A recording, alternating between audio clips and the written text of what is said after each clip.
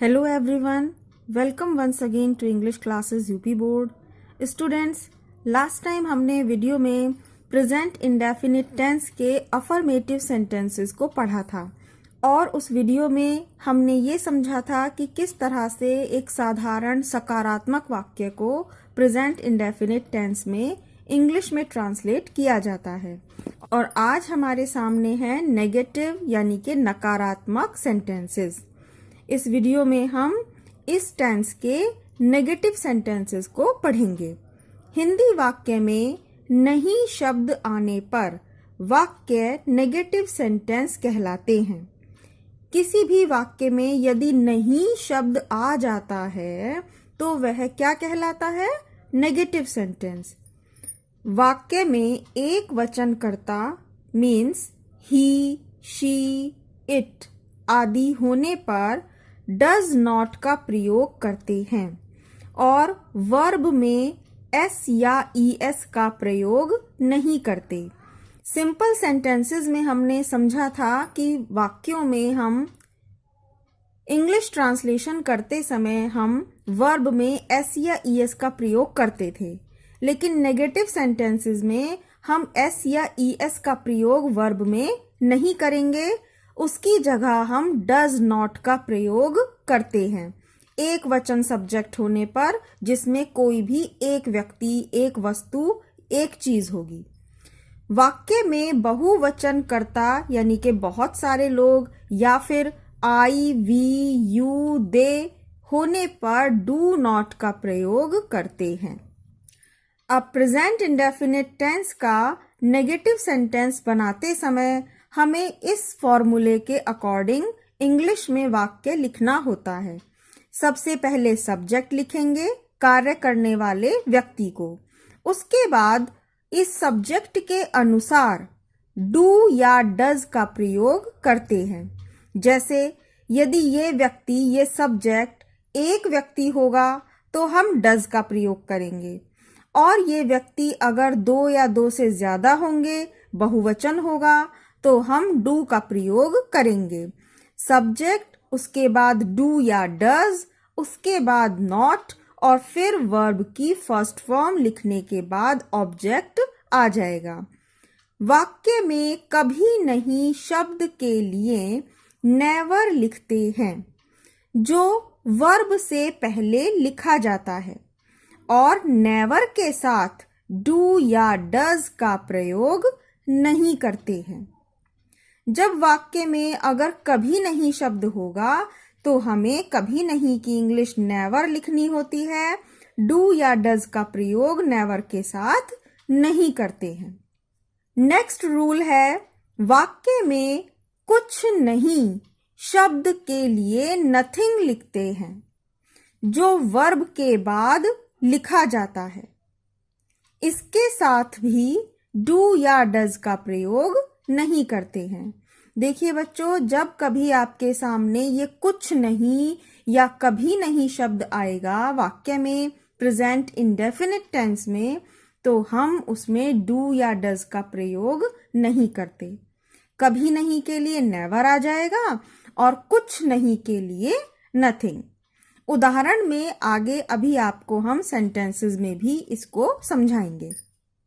अब हम कुछ सेंटेंसेस के द्वारा इन सेंटेंसेस को समझ लेते हैं। फर्स्ट सेंटेंस है, स्वाति रोज मंदिर नहीं जाती है। देखिए, पहचान सकते हैं आप, ती है प्रेजेंट इंडेफिनिट टेंस, और नॉट आया है, नहीं शब्द लिखा है, तो हमें इसमें डू नॉट या डज नॉट का प्रयोग करना होगा। सबसे पहले लिखेंगे स्वाति, SWATI, स्वाति। स्वाति एक लड़की है, तो इसीलिए हम यहां लिखेंगे does.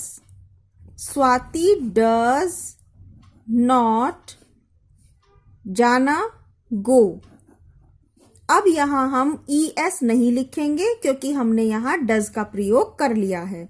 Swati does not go to temple daily. रोज के लिए लिखेंगे डेली, रोज मतलब रोजाना। नेक्स्ट सेंटेंस है नंबर 2, अच्छे बालक अपना समय बर्बाद नहीं करते हैं। ये भी प्रेजेंट इंडेफिनिट है। अच्छे बालक, गुड बॉयज। गुड बॉयज बहुत सारे हैं तो यहां आएगा do not. Good boys do not waste. बर्बाद करने की इंग्लिश वेस्ट। अपना समय their time. Good boys do not waste their time. Next number 3 is मैं नारी का अपमान नहीं करता हूं। मैं की इंग्लिश आई। आई के साथ क्योंकि आई बहुवचन है तो हम यहां लिखेंगे डू नॉट।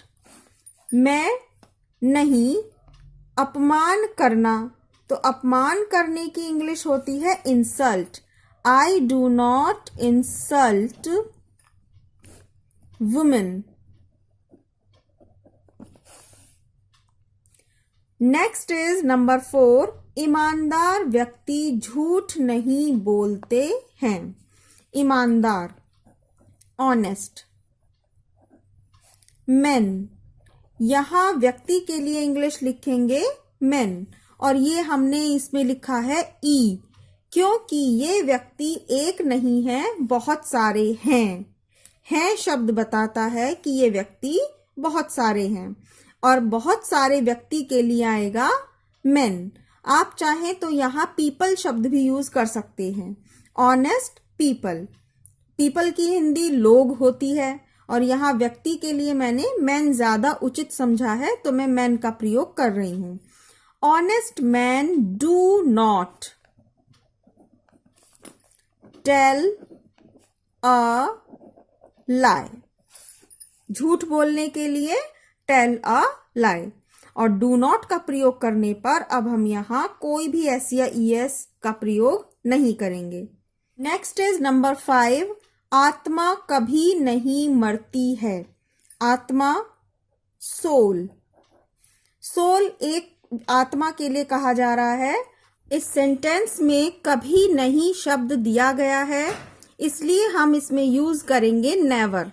Soul never. मरने के लिए आएगा डाइज। आत्मा क्योंकि एक वचन है तो हमने लिखा केवल सोल। कभी नहीं शब्द के लिए आ गया नेवर, और मरने के लिए डाई। यहां पर नेवर शब्द आने पर हम डू नॉट डज नॉट का प्रयोग नहीं करते हैं और पुराना नियम वही अपना लेते हैं जिसमें एक वचन के साथ वर्ब में एस या ईएस लिखना होता है।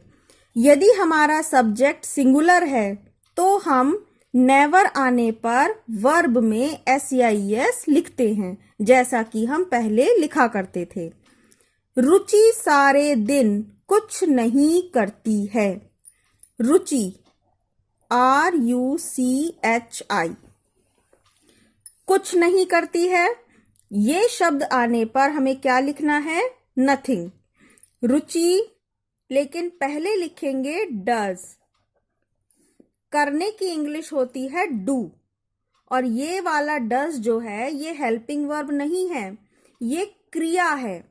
करना यानी कि डू, और रुचि एक वचन है इसीलिए हम इसमें ES का प्रयोग करेंगे। रुचि डज नथिंग। कुछ नहीं की English nothing. Ruchi does nothing all the day. सारा दिन, all the day. I think आपको ये बात समझ में आई होगी कि ये डज डू या डज वाली हेल्पिंग वर्ब नहीं है। डू का मीनिंग करना, और एक वचन होने की वजह से इसमें ES का प्रयोग किया गया है। और कुछ नहीं की English nothing. Ruchi does nothing all the day. Number 7 is वह सिगरेट कभी नहीं पीता है। कभी नहीं की इंग्लिश नेवर। तो एक बार और देखिए इसे। वह की इंग्लिश ही के बाद सिगरेट पीना और नेवर। सबसे पहले हम नेवर का प्रयोग करेंगे, ही नेवर। सिगरेट पीना, इसके लिए आएगा स्मोक। सिगरेट पीने के लिए शब्द आता है स्मोक, और क्योंकि ये एक वचन है इसीलिए हम स्मोक्स लिखेंगे। वर्ब में एस फिर से लगा देंगे जैसे पहले लगाया करते थे। He never smoke cigarette.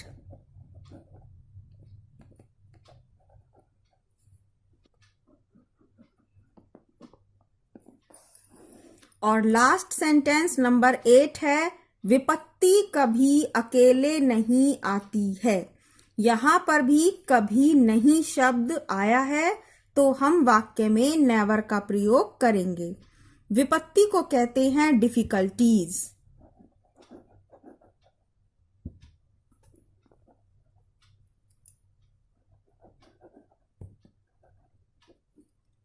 Difficulties कभी नहीं, नेवर आना यानी कि कम, और अकेले अलोन।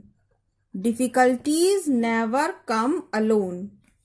यहां पर विपत्ति एक वचन है, एक कहा गया है, इसीलिए हम यहां डिफिकल्टी यूज करेंगे और कम्स लिखेंगे, क्योंकि एक वचन होने पर हम वर्ब में SEIS को जोड़ देते हैं। तो ये लिखा जाएगा difficulty never comes alone. Students, I hope कि आपने प्रेजेंट इंडेफिनिट टेंस के नेगेटिव सेंटेंसेस को अच्छी तरह से समझा होगा। वीडियो को लाइक करना और इसी तरह से इंग्लिश सीखने के लिए इस चैनल को सब्सक्राइब करना नहीं भूलिएगा। Thank you very much. Next video story से रिलेटेड और इंटेरोगेटिव सेंटेंसेस से रिलेटेड जल्दी ही अपलोड की जाएगी। इस चैनल पर बने रहें। Thank you very much.